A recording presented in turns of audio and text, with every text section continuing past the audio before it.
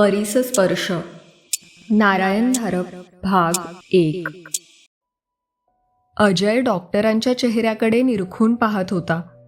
त्यांच्या चेहऱ्यावरचा गंभीरपणा जीव भेदरवणारा होता. ते बोलणार होते ते शब्द अशुभ असणार, भयंकर असणार, त्याची खात्री झाली. त्यांनी काही बोलूच नये, नाहीतर त्यांनी तोंड उघडायच्या आतच त्यांच्या केबिनमधून पळून जावं. ते शब्द कानांवर यायला नकोत. जोपर्यंत तो अज्ञानात असेल तोपर्यंत त्याला आशा करायला जागा होती. पण एकदा का ते शब्द उच्चारले गेले, अर्थात तो जागचा हल्लाही नव्हता. स्कॅनचे रिपोर्ट डॉक्टरांनी टेबलावर ठेवले. डोळ्यांवरचा चष्मा उतरवून तोही कागदावर ठेवला. मग त्यांनी अजयकडे पाहिलं. अर्थात त्यांना त्याची आकृती धूसरच दिसत असणार. त्याच्या चेहऱ्यावरचे भाव त्यांना दिसणारच नाहीत. त्यासाठीच त्यांनी चष्मा उतरवून ठेवलेला असणार. सॉरी अजय, ते शेवटी म्हणाले. मी तुला फसवणार नाही, खोटी आश्वासनं देणार नाही. ट्यूमर लोकलाइज झाला आहे, पण फार खोल आहे आणि गेल्या 2 महिन्यात त्याच्यात वाढही झाली आहे. सर्जरी संबंधात मी चौकशी केली. आपल्या देशात तर शक्यच नाही आणि तिकडे सुद्धा ते एक प्रकारचा आव्हानात्मक प्रयोग असंच मानून चालतात. यशाची खात्री देत नाहीत. एवढा वारेमाप खर्च कसा शक्य आहे आणि पुढची कोणतीही खात्री नसताना? नो, तो सल्ला मी अजिबात देणार नाही आणि दुसऱ्या एखाद्याने दिला तर मी तुला तो नाकारायची सूचना करीन. रोग पत्करला पण इलाज नको असं व्हायला नको. सध्या तुला पेन आहे पण काही नको. त्या इलाजात पॅरालिसिस वगैरे झालं तर? हे तुमचं फायनल निदान. त्याचा आवाज घोगरा झाला होता. डॉक्टरांनी मानेनेच होची खूण केली. आणि मला जास्तीत जास्त किती दिवस देता? हात असहाय्यपणे उडवत डॉक्टर म्हणाले. फार कठीण प्रश्न नाही का? पण तरीही मी ही मॅलिग्नन्सीची प्रोग्रेस गेले 6 महिने पाहत आहे. जरा खेदाची गोष्ट म्हणजे गेल्या महिन्याभरात डिटिरिओरेशन जरा वेगाने होत आहे. पण तरीही 4 महिने नक्कीच, 6 महिने सुद्धा. आणि शेवट कसा होईल? पेन तर वाढत जाईलच. प्रत्यक्ष ब्रेनमध्ये पेन सेन्सिटिव्ह न्यूरोज नसतातच. बाहेर पेन होईल. एखाद्या ठिकाणी, समजा डोक्यात, खांद्यात, पाठीत, कमरेत अशी सिव्हिअर लोकलाइज झाली तर मग आपण एखादी नर्व कॉटराईज करू. तेवढाच रिलीफ. पण अर्थात तेही टेम्पररीच असणार. आणि शेवटी कोमा. I am sorry. का सॉरी? उलट तुमची खूपच मदत झाली. क्षणभर त्याने आपल्या पुढच्या अल्प आयुष्याचा लहानसा पट डोळ्यासमोर आणला. फक्त 4 महिने. त्याला आता खरा धक्का बसला. डोळे थिजल्यासारखे झाले. मग चेहऱ्यावर एक खिन्न हास्य आलं. म्हणजे आता पथ्यपाणी, संयम काहीही नाही, नाही का? मागे एकदा तुम्ही ड्रिंकला नाही म्हणाला होतात, आठवतं? अजय, वाईट सवयी या वाईटच असतात. संयम पाळणं, शिस्त पाळणं या स्वाभिमानाच्या गोष्टी आहेत. फॉर गॉड सेक, मला काहीतरी सुचवा की. क्षणमात्र अजय आपल्या उद्वेगावर नियंत्रण ठेवू शकला नाही. त्याचे डोळे चुरचुरत होते. त्याने मान खाली घातली. डॉक्टरांच्या हाताचा खांद्याला स्पर्श झाला तेव्हा त्याने स्वतःला सावरलं होतं. आय एम सॉरी, तो पुटपुटला. केवळ 28व्या वर्षी अशा अवस्थेत सापडणं ही काय साधी गोष्ट आहे? तू असा काय अपराध केला होतास की इतरांच्या वाट्याला येणाऱ्या सुखांना तू वंचित व्हावास? तुझा राग, उद्वेग हा नैसर्गिकच आहे. तो मी समजू शकतो. अर्थात उपदेश करणं सर्वात सोपी गोष्ट आहे. स्वतःवर जोपर्यंत वेळ आली नाही तोवर शब्दांचा शूरपणा सोपा असतो. तरीही समज तू आर्मीत किंवा एअरफोर्समध्ये असतास, त्यांनाही समोर सतत मृत्यू दिसत असतो. तेही धीरानं, अभिमानाने आपलं आयुष्य जगतातच ना? अजय, माझ्या शब्दांचा योग्य अर्थ घे. त्यांच्याकडे न पाहताच अजय उठला. दाराकडे वळला. डॉक्टरांना आधी वाटलं 2 आठवड्यानंतरची अपॉइंटमेंट द्यावी, पण मग त्यांनी स्वतःला रोखलं. काय उपयोग होणार होता आणखी तपासणीचा? आणखी टोचाटोची, आणखी अशी कठीण प्रश्नोत्तरं. ते त्याच्यासाठी जास्तीत जास्त काय करू शकणार होते? त्याच्या वेदना कमी करण्यासाठी काही औषधांची नावं देऊ शकणार होते. मग ते आत्ताच का करू नये? अजय, त्यांनी हाक मारून त्याला थांबवलं. जरा बस, मी तुला काही गोळ्यांची नावं लिहून देणार आहे. जरा स्ट्रॉंग आहेत, पण वेदना अगदी असह्यच झाली तर घ्याव्याच लागतील. झोपेवर एखाद वेळी परिणाम होईल, तेव्हा या सिडेटिव्हच्या गोळ्या घे. आधी एक, परिणाम नाही झाला तर 2 तासांनी आणखी एक. माझा पत्ता तुझ्याजवळ राहू दे. अशक्तपणा किंवा गिडीनेस वाटला तर प्रत्यक्ष येऊ नकोस. मला पत्र टाक, मी स्वतःच तुझी भेट घ्यायला येईन. अजयने त्यांनी पुढे केलेला कागद न वाचताच खिशात कोंबला. डॉक्टर, मला तुमचे आभार मानले पाहिजेत. काही वेळा मी माझी मर्यादा ओलांडून काही बोललो असेन, त्याबद्दल मला माफ करा. मी आता जातो. त्याला वाटलं होतं त्यांना सांगावं, पुन्हा आपली भेट होणार नाही, पण तो काहीच बोलला नाही. विनाकारण नाट्यमयता कशासाठी? आधी त्याने डॉक्टरांना नमस्कार केला. मग हस्तांदोलनासाठी पुढे आलेला त्यांचा हात त्याला दिसला. काही क्षण त्यांच्या हातात हात ठेवून मग त्याने हात सोडवून घेतला. काही न बोलता तो त्यांच्या केबिन बाहेर पडला. ब्लॉकवर परत येताना त्याने प्रिस्क्रिप्शनच्या गोळ्या आणल्या होत्या. त्यांच्या बाटल्या आणि ॲल्युमिनियमच्या चकचकत्या पट्ट्या टेबलावर रांगेने मांडून ठेवल्या होत्या. 7 दिवस, फक्त 7 दिवस. पण तेवढ्या अल्पावधीत त्याच्या आयुष्यात आमूलाग्र बदल झाला होता. आयुष्याची पार उलथापालथ झाली होती. सगळी परिमाणं बदलली होती. एकाएकी तो समाजापासून अलिप्त झाला होता. त्याची इच्छा होती म्हणून नाही, तर नियतीचा खेळ म्हणून. सर्वसामान्यांच्या ज्या इच्छाकांक्षा होत्या, जी उद्दिष्ट होती, ज्या मनोकामना होत्या, त्यांच्यात त्याला काडी इतकाही रस राहिला नव्हता. चांगली नोकरी, बढती, खूप पगार, मनासारखी पत्नी, सुखाचा संसार, 1 किंवा 2 मुलं, निवृत्त झाल्यावर एखादा सुंदर बंगला, भोवती बाग बगीचा, हौशी मित्रमंडळ, महत्त्वाच्या किंवा प्रसिद्ध स्थळांच्या सहली, चित्रकला, फोटोग्राफी, संगीत, लेखन, नाटक, समीक्षण, तत्त्वज्ञान, असा एखादा गंभीर छंद. एकेकाळी त्यानेही ही स्वप्न मनात वागवली होती. आता ती पातळ काचकवड्यांसारखी खळखळत फुटली होती. त्याच्यासाठी या कशालाच अर्थ नव्हता. त्याच्या मस्तकावर मृत्यूची काळीक भिन्न सावली पसरली होती. 5-6 महिन्यांनंतरचा कालपट त्या काळ्या आवरणाखाली अदृश्य झाला होता. त्या काळ्या पडद्यापलीकडे त्याच्यासाठी काहीच नव्हतं. कशाला हवीत त्याला ही लांब लांब मुदतीची स्वप्न? डोक्यात मागच्या बाजूला कळा यायला लागल्या तेव्हा त्याने आधी साधी घरगुती औषधं घेतली होती. मग ॲलोपॅथी, मग होमिओपॅथी, मग बाराक्षार, आयुर्वेद, युनानी औषधं, बायोकेमी, बायोफीडबॅक, ॲक्युपंक्चर, योगासनं, नॅचरोपॅथी, संत सत्पुरुषांचे अंगारे, TM चुंबक चिकित्सा. सर्व काही झाल्यावर मग पुन्हा तपासण्या. शेवटी कॅट स्कॅन आणि मग शेवटचा धक्का, मॅलिग्नंट ट्यूमर, कॅन्सर. अजयलाही अजिंक्य वैरी भेटला होता.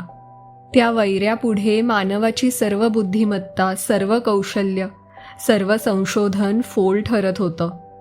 इतरांसाठी आयुष्याच्या अखेरीस उघडणारं कृष्णद्वार त्याच्यासाठी आत्ताच उघडलं होतं. तो एकटा सडाफटिंग होता हे चांगलं होतं का वाईट होतं? मनात सुद्धा तो कधी आपल्या सावत्र आईचा नातलग म्हणून विचार करत नसे. खरोखरच प्रेमातलं माणूस असेल तर स्वतःचं दुःख आणि त्याबरोबर त्या जिवलग व्यक्तीला होणाऱ्या दिवसागणिक वाढत जाणाऱ्या यातनाही सहन करायच्या. आणि एकमेकात प्रेम नसेल, केवळ औपचारिक नातं असेल, तर केवळ शुष्क शब्दांनी काय सांत्वन होणार होतं? मृत्यूचं हे पोलादी पातं शब्दांच्या पाकळ्या थोड्याच अडवू शकणार होत्या, बोथट करू शकणार होत्या. आता बरे दिसता, आता सुधारणा दिसते, आता गुण येतोय, असली निरर्थक फसवाफसवी तरी नको. नाही, तो एकटाच होता तेच बरं होतं. पाहता पाहता नाहीसा झाला तरी कोणी डोळ्यातून 2 अश्रू गाळणार नाही. त्याला एकट्यालाच या कठीण प्रसंगाशी सामना करावा लागणार होता. दिवस म्हणजे नुसता आकड्यांचा हिशेब होता. कॅलेंडरवरच्या खुणा होत्या. एकेकीवर तांबडी फुली मारून काट मारायची, नाहीतर तारखेचा कागद टरकावून काढून टोपलीत टाकून विसरून जायचं. सभा संमेलनं, उत्सव, उरूस, सण वार काही नाही. उलट हा लोकांचा सणावाराला, उत्सवातून ओसंडून जाणारा उत्साहच त्याला असह्य होणार होता. पार कुठेतरी आड जागी एकाकी राहायची, लोकांच्या नजरेआड राहायची उर्मी मनात येत होती. पण त्याला नवल काय, तो तर प्राणीजातीचा आदिम वारसाच होता. दुखावलेलं श्वापद समूहापासून नेहमीच अलग, एकाकी राहतं. अजयच्या मनात हा विचार या क्षणी अगदी ओझरता येऊ लागला होता. पण तासा गणित तो पक्का होत जाणार होता. समाजाला बांधून ठेवणारे धागेदोरे तोडायला हवे होते. नोकरीचा राजीनामा द्यायला हवा होता. काही दिवसांनी काम अशक्य होणारच होतं. त्याहीपेक्षा सहकाऱ्यांच्या नजरेतील कीव त्याला असह्य झाली असती. आणि प्रतिभा, गेले वर्षभर दोघं एकमेकांबरोबर हिंडत फिरत होते. नाटक, सिनेमा, पार्ट्यांना जात होते. प्रत्यक्षात प्रश्न विचारला गेला नव्हता, पण एक अलिखित संकेत आपोआपच जन्माला आला होता. प्रतिभालाही निरोप द्यावा लागणार. काळजात कळ उठली. पण अजयला नवल वाटलं. त्याची अपेक्षा होती तितकी ती तीव्र नव्हती. तिला किती आणि कसं सांगायचं, तिची प्रतिक्रिया काय होईल, आणि त्याला त्याबद्दल खरोखरच काही काळजी होती का? तो स्वतः मरणाच्या सीमेवर उभा असताना इतरांच्या प्रतिक्रियांची त्याला कशाला फिकीर हवी होती? मग त्याची नजर खोलीवरून फिरली. केवळ हीच खोली नाही, सर्व ब्लॉकच त्यानं केवढ्या हौसेनं सजवला होता. TV, VCR, tuner, amplifier, cassette tape, LP records, त्यानं जमवलेली पुस्तकं, त्याचा कॅमेरा, फोटोचे अल्बम, वॉर्डरोब भरून हौसेनं घेतलेले कपडे, फ्रीजसह स्वयंपाकघरातील सर्व उपकरणं, अगदी बाथरूममधल्या गिझरपासून सर्व काही त्याने निवडून पारखून घेतलं होतं. समाज कसा का असेना, आपलं आयुष्य एका वरच्या, सुसंस्कृत, आधुनिक आरामात घालवायची त्याने मनाशी आकांक्षा धरली होती. त्याची काय चूक होती? इतर लक्षावधी लोकांसारखाच तोही भविष्यातल्या त्या ताऱ्यावर नजर खेळून चालला होता. पण फक्त त्याच्या एकट्याच्याच पायाखाली ही भयानक काळी गर्त उलगडली होती. बाकीचे त्यांच्या अपेक्षित मार्गावरून जातील, पण तो त्यांच्यात असणार नाही. दारावरची घंटा वाजली. अजयने दार उघडलं. प्रतिभा आली होती. दार उघडता उघडता तिने हसत हसत वर त्याच्याकडे पाहिलं, आणि मग त्याचा गंभीर चेहरा पाहता पाहता तिचं हास्य हळूहळू मावळलं. अजयनं एका हाताने तिला आत यायची खूण केली, आणि मग दाराला बोल्ट लावून तोही तिच्या मागोमाग आत आला. ती सोफ्यावर बसून त्याच्या हालचाली पाहत होती. तो नेहमीसारखा तिच्या शेजारी न बसता समोरच्या खुर्चीवर बसला. अजय, तुम्ही काल येणार होतात? प्रतिभा जरा आवेशाने म्हणाली. मी तासभर वाट पाहत होते. असं कधी केलं नाही आजवर. आणि मग आज तुमच्या ऑफिसात फोन केला तर समजलं की गेले 3 दिवस तुम्ही रजेवरच आहात. हे आहे तरी काय? अजयने हातांची छातीवर घडी केली. जरासा हसून तो म्हणाला, बरं झालं तू आता आलीस ते प्रतिभा. त्याला कल्पना नव्हती आपलं हसणं किती विलक्षण दिसतं ते. प्रतिभा मात्र विलक्षण अस्वस्थ झाली. पुढे वाकून ती म्हणाली, अजय, काय झालं आहे ते सांगा तरी. काहीतरी झालं आहे खास. डोळे मिटून अजयने मान वर केली, आणि तो अतिशय थंड आवाजात म्हणाला, व्हायचं होतं ते पूर्वीच होऊन गेलं आहे. फक्त मला ते गेल्या 2 दिवसात कळलं, एवढंच. तुला कसं सांगायचं हेच मला समजत नाही. आता जास्त पाल्हाळ लावत नाही. 1 घाव 2 तुकडे हेच चांगलं. प्रतिभा, मला मेंदूचा कॅन्सर झाला आहे. त्यावर कोणताही इलाज नाही, आणि आता जास्तीत जास्त 6 महिने एवढीच माझ्या आयुष्याची मर्यादा आहे.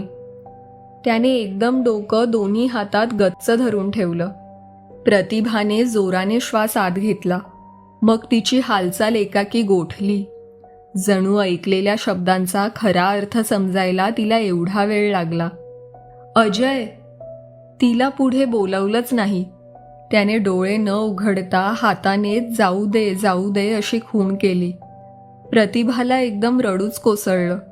पण तिच्या सांत्वनासाठी अजयपाशी शब्दच नव्हते. स्वतःच कोसळत असलेला वृक्ष दुसऱ्या कोणाला आधार कसा देणार? पण पण किती अचानक आहे हे, ती हुंदके देत म्हणाली. डॉक्टरांचं अखेरचं निदान आज त्यांनी मला दिलं. आता शंकेला जागा नाही, आशेलाही जागा नाही. सर्व खेळ खलास. अजय, असं काय हो बोलता? तिचा आवाज कापरा येत होता. आता काही क्षणासाठी तरी त्याला तिचा विचार करावाच लागला. तिलाही हा धक्का सर्वस्वी अनपेक्षितच नव्हता का? त्यानं डोळे उघडले. तो पुढे वाकला. प्रतिभाच्या हातावर त्याने आपले दोन्ही हात ठेवले आणि तो हलक्या आवाजात म्हणाला, प्रतिभा, मी तरी काय करू सांग? यापेक्षा दुसऱ्या कोणत्या शब्दात सांगू? कोणतीही फसवाफसवी शक्य नाही. खोट्या आशेने स्वतःला फसवायची वेळ केव्हाच गेली आहे. सत्य अतिशय कठोर रूपात समोर उभं आहे. त्याला सामोरं जायलाच हवं. आपण प्रत्यक्ष शब्दात एकमेकांशी काही बोललो नव्हतो, पण काही गोष्टी गृहीत धरून चाललो होतो. हा साधा सोपा डाव नियतीला बघवला नाही. सारा डाव उधळला आहे. प्रतिभा, मला वाटतं यापुढे आपण एकमेकांची भेट घेऊ नये हेच चांगलं. दुखावलेल्या जागेला एखाद्या हलक्याशा स्पर्शानेही वेदना होतात. ओलावलेले डोळे पुसून प्रतिभानं स्वतःला सावरलं. पण अजय, आता तुम्ही काय करणार आहात? अजून तरी काही विचार केला नाही. पाहूया. एव्हानाच आपल्या आवाजात परका तटस्थपणा यायला लागला आहे. त्याला नवलाने वाटलं. मनात काही कल्पना होत्या, पण आता कोणाला विश्वासात घेऊन सांगण्याची काय आवश्यकता होती?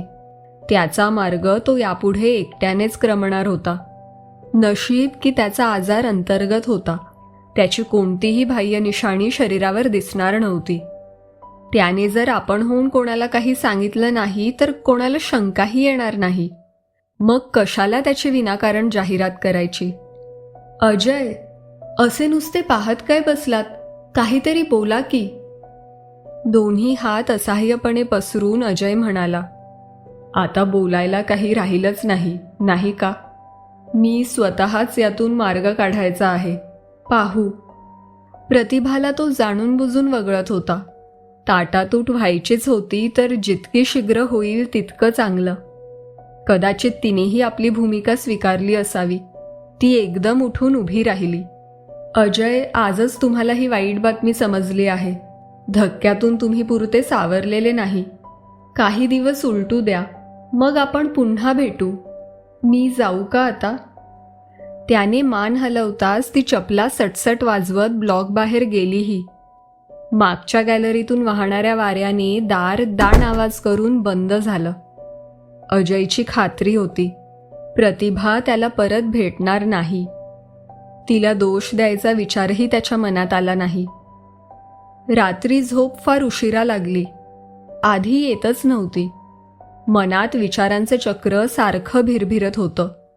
अग्नीतून ठिणग्या दशदिशांना फुटाव्यात तसे विचार भन्नाट भिरभिरत होते. त्यांच्यावर काही केल्या आवरच घालता येत नव्हता. लहानपणाच्या आठवणी, आईच्या, खऱ्या आईची एक अगदी पुसटशी आठवण. सावत्र आईचं घरात पसरलेलं राज्य. 15व्या वर्षीच घरातून काढलेला पळ. लपून छपून काढलेली 3 वर्ष. मग हाताला मिळेल ते काम करून. मग स्कॉलरशिप, शिकवण्या करून पुरं केलेलं शिक्षण. तीच चित्र सारखी समोरून सरकत होती. मग ऑफिसातले सहकारी, काही सदिच्छा बाळगणारे, काही हेवा द्वेष करणारे, काही तटस्थ. पण आता एकाएकी सगळेच परके झाले होते. तो त्यांच्यातला राहिला नव्हता. यक्षराज्यात गेलेल्या एखाद्या मर्त्या माणसाची अवस्था अशीच होईल. काळ इतर सर्वांचा मित्र मदतनीस होता, तर त्याचा शत्रू झाला होता. कितीतरी गोष्टी पुढे केव्हा तरी करू म्हणून पुढे ढकलल्या होत्या. आता त्यांना कधी सवड मिळणार होती. आधी त्याने मनाशी खूप निर्धार केला होता की मनावर संयम ठेवायचा, औषधांच्या आहारी जायचं नाही. पण उशीवरच्या कानात नाडीचे ठोके पडघमसारखे घुमायला लागले. डोक्यात मागे कलकल व्हायला लागली तेव्हा त्याने झोपेची गोळी घेतली. औषधाने किंवा थकव्याने, पण झोप लागली.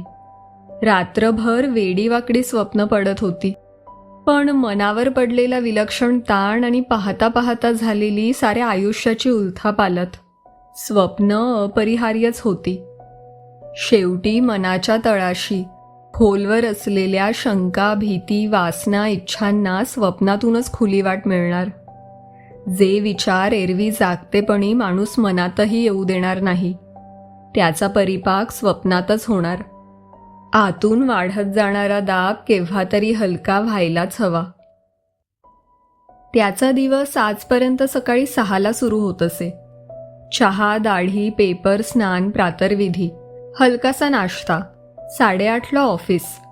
पण आज 7 वाजून गेले तरी तो कॉटवरच पडून होता. पेपर आणण्यासाठी एकदा उठला होता तेवढंच काय ते. पेपरमधल्या हेडलाईन्स वाचून त्याने पेपर हातातून खाली फरशीवर घसरू दिला होता. राजकीय स्पर्धा, ताणतणाव, पेच प्रसंग, खून, गुन्हेगारी, चोरीच्या सनसनाटी बातम्या, पर्यावरणातील असमतोलाची चिकित्सा, दलित शोषित वर्गाची मूलभूत न्यायासाठी चळवळ, समाजाच्या आणि राष्ट्राच्या दृष्टीने खरोखरच महत्त्वाचे प्रश्न. पण त्याच्या लेखी त्यांना किंमत 0. तो आता काय करणार होता? काल प्रतिभाने त्याला हाच प्रश्न विचारला होता तेव्हा त्याच्यापाशी उत्तर नव्हतं. आताही नव्हतं. अशा दिशाहीन अवस्थेत तो हवेतल्या धुलीकरणासारखा तरंगत राहणार होता का? काही गोष्टी तर उघड होत्या. नोकरीचा राजीनामा द्यायचा, त्याच्या नावे जे काही पैसे देणे होतील ते घेऊन आर्थिक व्यवहार पुरा करून टाकायचा, ब्लॉक आतील सर्व सामानासकट विकून टाकायचा. आता कोणत्याही पाशाशी जखडून राहायचं नाही. मग हे गजबजलेलं, धडपडणाऱ्या, ओरडणाऱ्या, झगडणाऱ्या, झपाटलेल्या माणसांनी काठोकाठ गच्च भरलेलं शहर सोडून बाहेर पडायचं.